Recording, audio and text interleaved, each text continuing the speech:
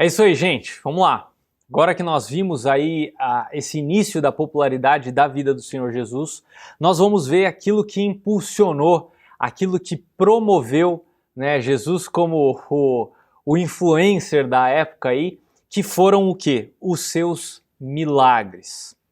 Agora, antes de mais nada, eu quero deixar bem claro uma coisa. Eu vou sair aqui da cronologia, tá?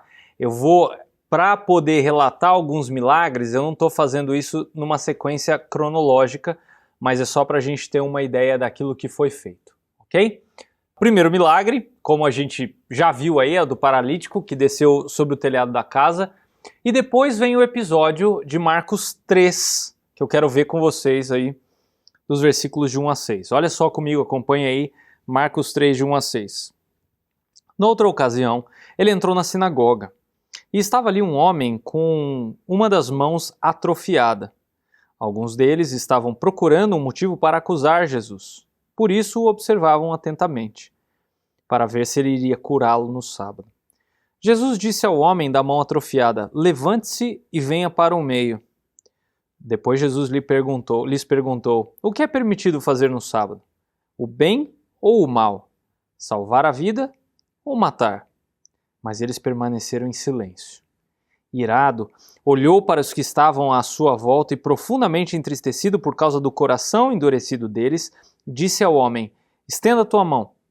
Ele estendeu e ela foi restaurada. Então os fariseus saíram e começaram a conspirar com os herodianos contra Jesus sobre como poderiam matá-lo. A questão aqui tem a ver com o sábado. Tá? A situação acontece, obviamente, num sábado aqui, e a palavra grega que é usada para doença significa mão murcha, o que pode ser uma série de coisas, tá? Por isso que as traduções elas vão divergir. Eu gosto da ideia de uma mão atrofiada, que é o que a gente pode deduzir, tá? Mas era uma deformação. Isso que a gente precisa saber, que impossibilitava esse homem de usar a sua mão. E ao invés de avaliar corretamente as afirmações que Jesus fazia, esses homens eles procuravam uma oportunidade para abafar Jesus. Eles não estavam gostando dessa ascensão da popularidade de Jesus. Como eles tentaram aqui, eles não responderam Jesus, né? E aí mais para frente eles vão acusar Jesus de uma infração capital em Israel, que era a violação do sábado. O curioso é que Jesus ele provocou essa situação ao invés de evitar. Ele levantou a questão da observância do sábado no nível daquilo que era legal ao nível do que era moral. Para Jesus, não curar o homem teria sido uma violação do propósito de Deus para o sábado. Ou seja, abençoar pessoas, como nós somos exortados, por exemplo, lá em Tiago 4,17. Os fariseus eles estavam querendo o mal daquele homem só para o quê? Para ganhar a discussão de Jesus. Outra coisa interessante é que Marcos vai relatar que Jesus ficou olhando, ele ficou procurando ao seu redor para ver se alguém falava alguma coisa. Provavelmente Pedro, ele lembrou dos olhares de Jesus, que ele teve vários na sua vida.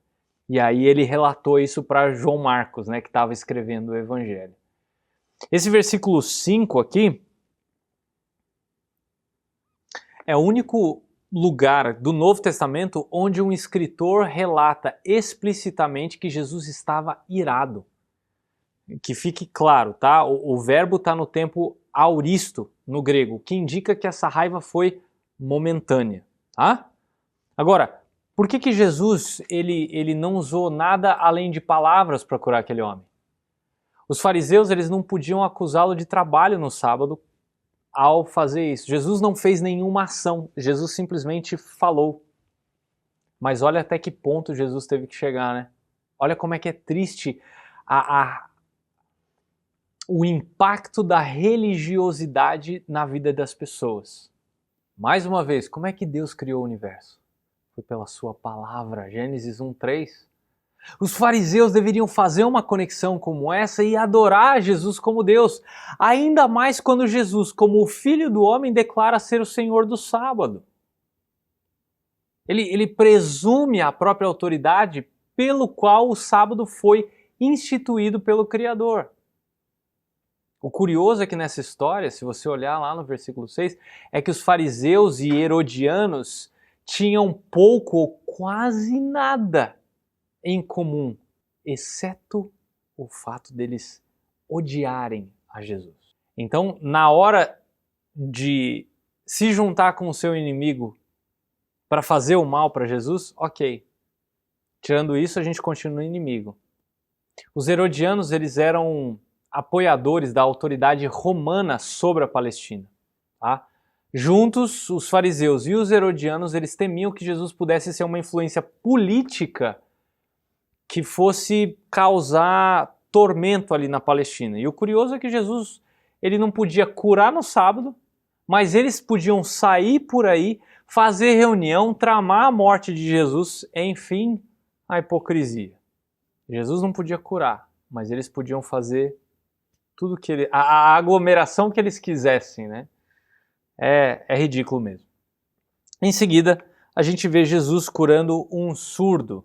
Olha aí comigo Marcos 7, versículo 31 a 37.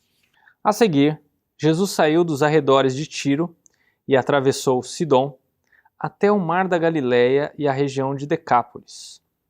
Ali, algumas pessoas lhe trouxeram um homem que era surdo e mal podia falar, suplicando que lhe impusesse as mãos.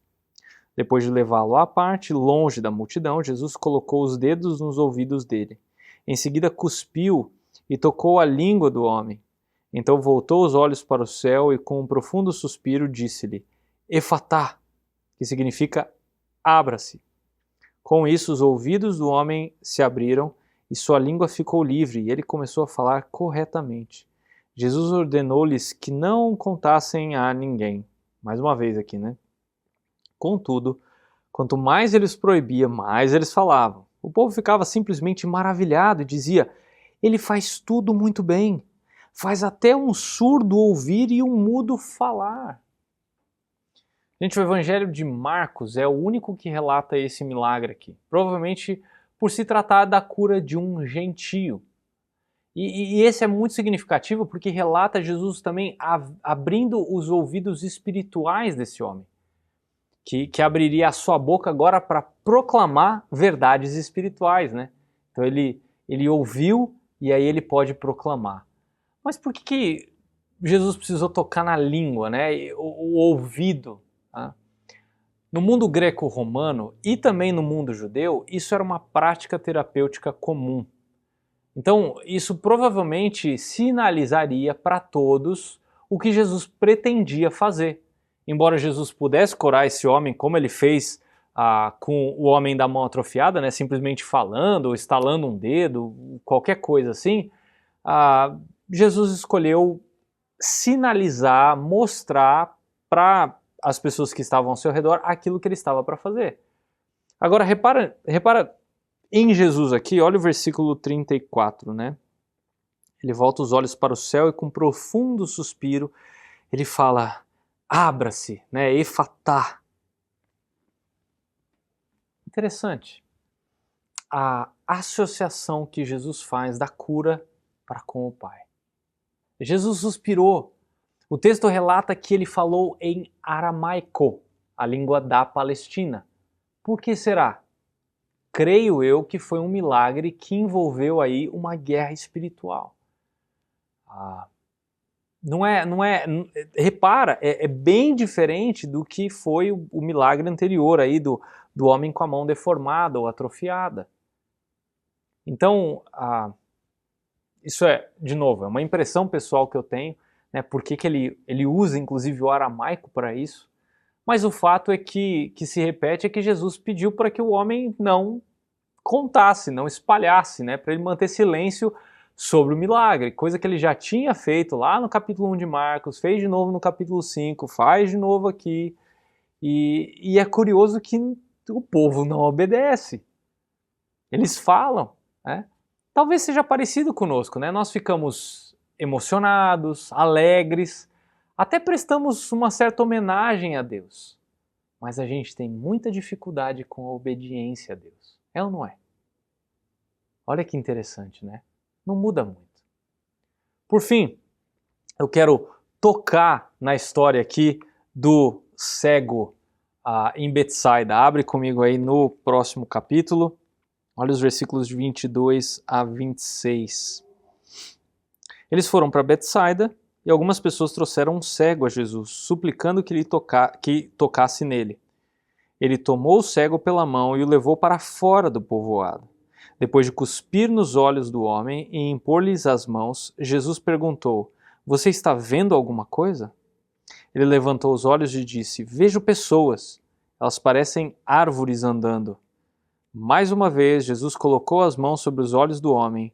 Então seus olhos foram abertos e sua vista lhe foi restaurada. E ele via tudo claramente. Jesus mandou-o para casa, dizendo: Não entre no povoado. Olha lá a ordem de Jesus de novo, né? Como o milagre anterior, Marcos é o único que registra também esse milagre, essa cura. É um milagre que aconteceu gradualmente. E isso me chama a atenção porque na Bíblia, né, a cegueira física é uma metáfora para compreensão. Jesus estava com os discípulos que, ao verem esse cego, talvez estivessem vendo a si mesmos naquele momento, incapazes de compreender o que Jesus dizia. Outra coisa que me chama a atenção nessa história é que os cegos têm alguns amigos que trouxeram ele para Jesus. É isso que nós devemos fazer com cegos espirituais à nossa volta, levá-los a Cristo. Esse é o nosso papel. Não é nosso papel falar assim, eu vou levar um cego espiritual para o meu pastor, para a minha igreja. Fale você. É óbvio que lá na sua igreja, se é uma igreja que prega a própria palavra de Deus e ensina o evangelho, vai ser um lugar bom para essa pessoa aí. Mas você é a pessoa que tem que levar o evangelho a essa pessoa. Você tem que proclamar as verdades do evangelho a essa pessoa. Tá? Aí, Jesus sai da cidade, talvez para evitar aí a aglomeração, e o texto vai dizer que Jesus cuspiu nos olhos desse homem. O uso da saliva como remédio era conhecido entre os judeus no que diz respeito aos olhos, tá? Então aqui parece ser um cego que já tinha visto antes, né? Não um cego de nascença. Por quê? Porque ele sabia como é que árvores se pareciam. E repare também na palavra, aqui no versículo 25, né?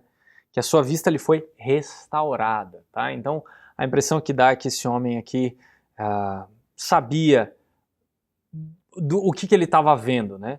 E é interessante que uma vez comentaram que talvez seja daqui que Tolkien talvez tenha pego aqui a visão das árvores andando, né? Como pessoas, e tenha aplicado isso nos filmes lá do Senhor dos Anéis. Isso é só uma curiosidade à parte aqui para os nerds de plantão. Mas o fato é que Jesus aqui cumpre algo, mais uma coisa, né, que foi predito no Antigo Testamento, que ele daria vista aos cegos. Isso está lá em Isaías, abre comigo, vai, é legal ver esse texto, Isaías 35, olha o versículo 5, né? Então se abrirão os olhos dos cegos e se destaparão os ouvidos dos surdos, olha aqui, os coxos saltarão como um cervo e a língua do mudo cantará de alegria. Águas irromperão no ermo e riachos no deserto. E é interessante notar também que os escritores do Antigo Testamento dizem que Deus é quem dá vista aos cegos. Olha só, abre aí comigo no Salmo 146. Olha aí o versículo 8 comigo. O Senhor, né, aqui, letra maiúscula aqui, Yahweh, né, dá vista aos cegos. O Senhor levanta os abatidos, o Senhor ama os justos. Olha, volta lá para Isaías, olha o capítulo 29 de Isaías. Olha o versículo 18 comigo. Naquele dia os surdos ouvirão as palavras do livro, e não mais em trevas e escuridão os olhos dos cegos tornarão a ver. E tudo isso quem faz é quem? É o Senhor. Gente, era só ligar os pontos. Eles conheciam o Antigo Testamento. Dava para entender quem é o próprio Senhor Jesus, o Deus encarnado.